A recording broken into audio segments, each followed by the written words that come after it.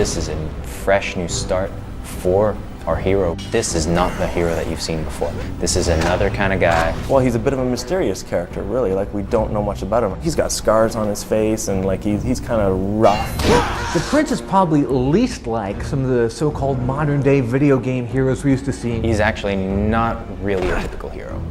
A lot of video game protagonists are like wrestlers, big fat necks. You know, they look like they'd rather put you in a headlock than give you a hug. And then you have the prince, who's just this live, cat-like man. He's tall and he's tan. He's got this dark rock star hair. Looks a lot like a lot of ex-boyfriends I had, only in better shape. And the gameplay style that's really more based around acrobatics and puzzle solving than just pure brute force.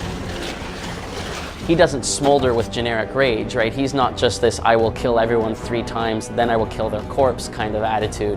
He seems a little bit more cerebral. He could protect you and you can have coffee with him. Goes into his battles gun-free. He seems like more of a sword guy. He's got the swagger and the loose shirts and the scarves. Can we talk about the scarves? Why do you wear that scarf?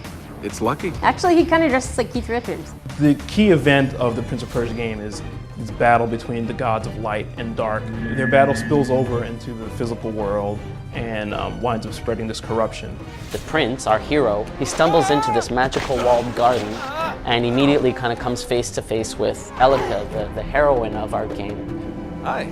She's a semi-magical being, descended from some other sort of magical royalty. They were responsible for keeping the god locked up, obviously until someone makes a mistake. Father, no!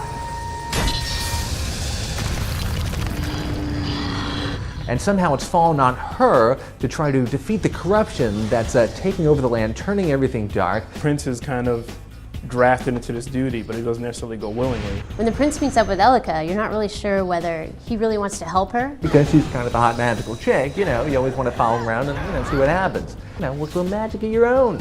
You really can put me down now.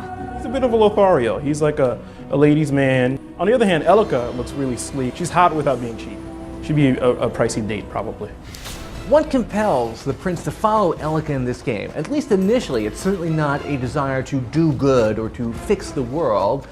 He's just kind of a rapscallion, shady character looking for adventure. We know deep down he has a good heart, but he definitely has the guy brain going on.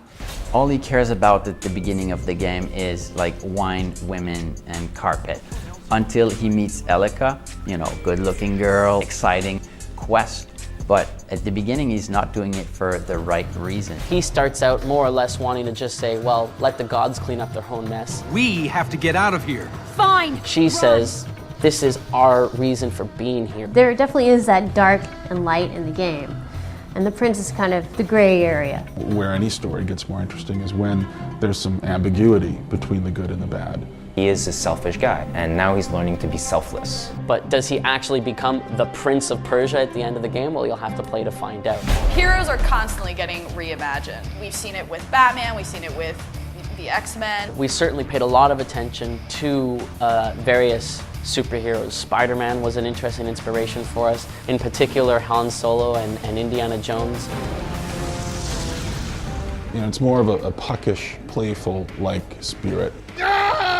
Yeah, and you can run too. It reminds me of Jack Sparrow, the Johnny Depp character in the Pirates of the Caribbean movies. There's an irreverent attitude there. He's not Superman. He's not gonna, you know, rescue your kitten out of a tree for you. He like, you know, why do you even own a cat in the first place? Clearly, he's like faced death a few times, but still has a bit of a twinkle in his eye, and I like that about him. I think nowhere is it more obvious than in the way that he fights. You know, he's got one hand up to his face, almost in a kind of like, come on, let's go kind of stance, you know. It's very stylish, there's plenty of flair, it's very spectacular. He always just basically goes, all right, bring it on. No!